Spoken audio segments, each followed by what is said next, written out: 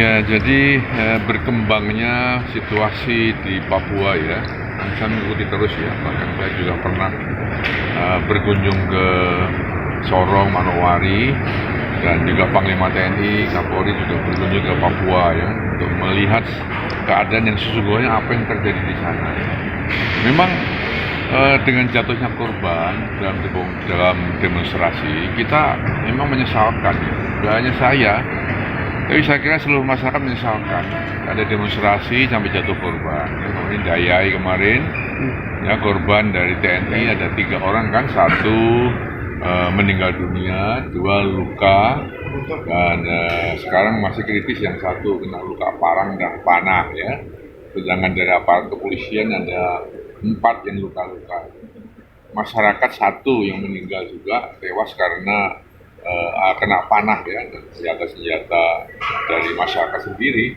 Nah, ini tentunya kita sesalkan dan harus kita hindari. Kenapa demonstrasi seperti itu brutal sampai membawa korban? Sebenarnya kalau demonstrasi itu dilaksanakan dengan baik, sesuai dengan aturan main dalam demonstrasi, saya kira kita tidak perlu khawatir ya. Nah, kemudian yang kedua, tuntutan referendum ya. Saya kira sudah tidak pada tempatnya. Ya. Tuntutan referendum itu saya kira tidak lagi harus disampaikan karena apa? NKRI ini sudah final.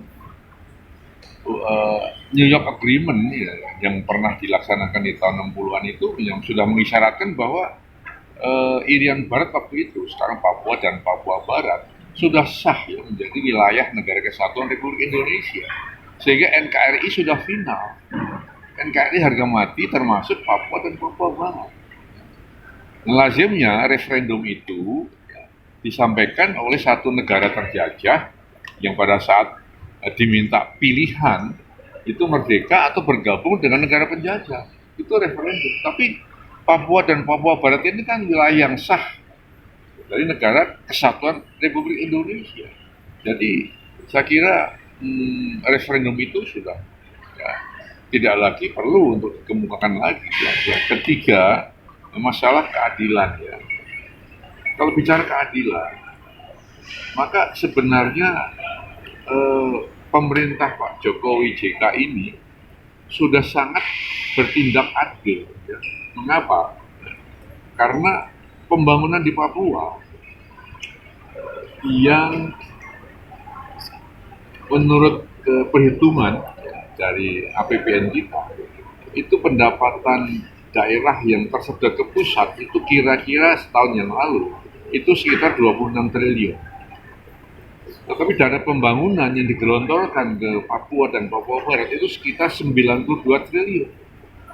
Sehingga ya cukup adil dan sangat adil. Bahkan kalau kita bicara keadilan, ya lebih dari provinsi yang lain. Sehingga kalau kita berbicara keadilan memang ya tidak tepat kalau kemudian menuntut keadilan ya. Kemudian yang ketiga, masalah tuntutan hukum ya. Yang keempat ya, masalah tuntutan hukum ya. Kita tahu bahwa dalam musibah di Malang ya, di Surabaya, banyak hal yang menjadi tuntutan masyarakat Papua. Apakah itu pelecehan, apa itu yang katanya satu upaya paksa dari aparat keamanan. Kita sudah menyampaikan akan ditindak secara hukum. Ya. Apakah aparat keamanan, polisi, TNI yang nyata-nyata memang melaksanakan satu kegiatan di luar batas akan diberi tindakan. Dan masyarakat-masyarakat yang waktu itu sudah jelas-jelas melakukan tindakan melanggar hukum, pelecehan, ya, pengecekan, penghinaan, sudah akan dihukum, diusut secara tuntas. Jadi sebenarnya kalau bicara masalah hukum nggak perlu dipermasalahkan kan begitu ya. Nah kemudian masalah demo ya, saya sampaikan tadi.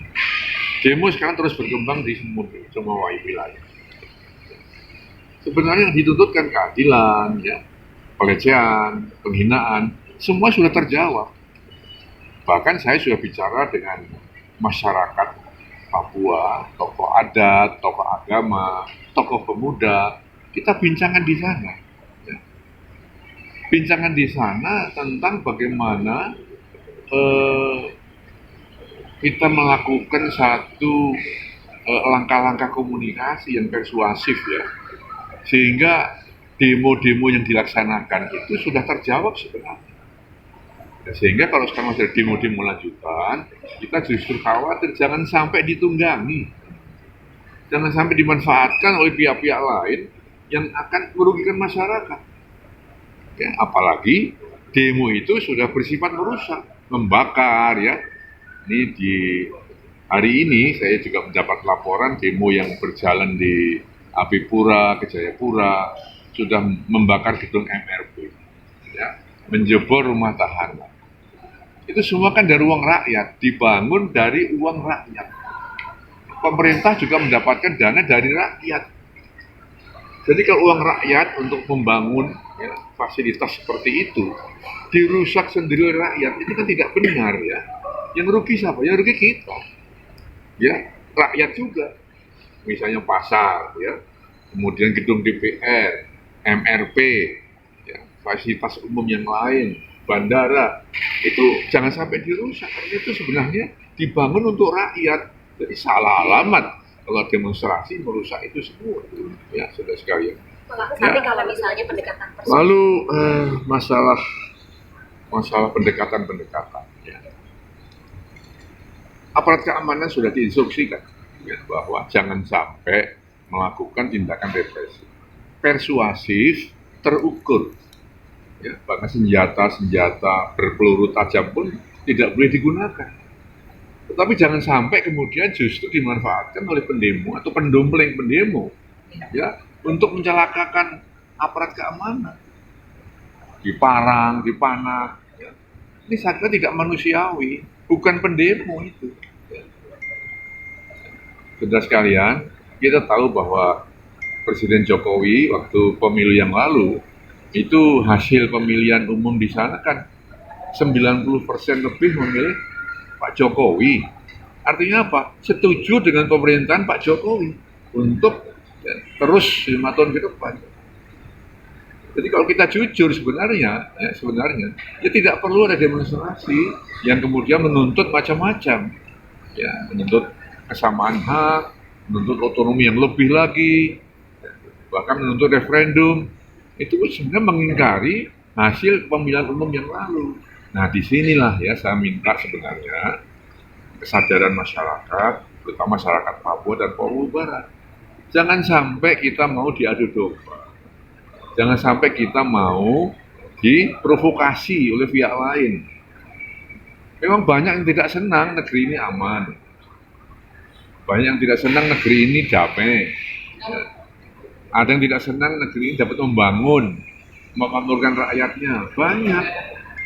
Dan itu menggunakan momen ini untuk nimbrung, untuk ngaco, untuk bikin kita tidak damai. Nah, saya mengharapkan masyarakat, tidak hanya di Papua Barat, tapi masyarakat Indonesia, ya, jangan sampai termakan hoax, ya, termakan isu-isu yang tidak benar. Kemarin ada berita bahwa dalam kerusuhan Daya itu ada 6 masyarakat tertembak sampai di luar negeri diumumkan. Padahal tidak. Masyarakat 1 orang kena panah meninggal. Ya. Tapi dari pihak aparat keamanan justru ya, TNI 1 meninggal, 2 luka, polisi 4 luka. Ini jangan sampai ya kita termakan isu-isu itu, mengadu domba di antara kita.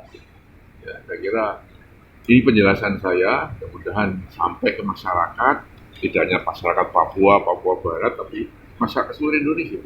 Nah, pemerintah sekarang ini sedang berusaha sekuat tenaga, tidak membiarkan, tidak mendiamkan. Pemerintah akan hadir, tapi dengan cara-cara yang baik, cara-cara yang benar, cara-cara yang tepat, ya, sehingga menyelesaikan masalah untuk tidak menimbulkan masalah. Ya. Beberapa hari ini, ya, Presiden memanggil kami, Menko Polhukam, Menlu, ya, Panglima TNI, Kapolri, Kepala BIN, untuk bagaimana ya menyelesaikan masalah ini dengan baik. Ya. Beliau akan berjanji suatu saat beliau pasti akan ke Papua dan Papua Barat apabila ya, provokasi itu sudah selesai. Jangan sampai termakan provokasi. Pada saat kemarin Pak Wiranto ke sana, dialog dengan masyarakat di sana, kita bisa dialog dengan baik. Kita bisa menjawab semua masalah-masalah yang disampaikan ke masyarakat kepada kita. Asal kita tidak emosi, asal kita jujur, asal kita tetap berorientasi kepada persatuan dan kesatuan bangsa kita. Ya itu saya kira yang perlu disampaikan kepada masyarakat. Ya nggak boleh. Ya nggak boleh. Ini negara ini kan punya simbol. Ya, salah satu simbol adalah bendera kesatuan Republik Indonesia, bendera kebangsaan, hanya satu. Ya. Jadi kalau ada kemudian yang mengibarkan bendera itu, apalagi di istana, di depan istana dan sebagainya, pasti ada hukumnya, ada undang-undangnya. Kita ikut undang-undang aja lah, ya. Dan juga masyarakat juga harus ikut undang-undang, jangan sampai kita bertabrakan karena melanggar undang-undang. Nanti kalau ditindak dikira pemerintah sewenang-wenang, bukan. Pemerintah selalu bertindak sesuai dengan undang-undang dan hukum yang berlaku. Itu saya jamin kali ini, ya. Terkait usulan dari Ketua DPR Pak untuk mengerahkan Kopsus TNI ini Pak, kalau kondisi tidak terkendali ini gimana? Udah nggak usah dengan nanti bakal sendiri. Pemblokiran internet sampai kapan Pak? Pemblokiran di sana sampai kapan Pak? Salah satu viral, salah satu penyebaran berita bohong, salah satu alat propaganda dari pihak-pihak yang menyerang pemerintah itu lewat apa? Media, medsos. Apa kita biarkan ya, provokasi, membakar-bakar masyarakat, menyebarkan berita bohong lewat media sosial? Jadi kalau pemerintah bertindak itu bukan sewenang-wenang, bukan melanggar hukum, tapi semata-mata menjaga keamanan nasional, menjaga keutuhan nasional. Ya. Dan saya tidak ragu-ragu untuk setiap saat ya melemotkan medsos, tidak ada masalah. Tatkala memang sudah membahayakan kepentingan nasional.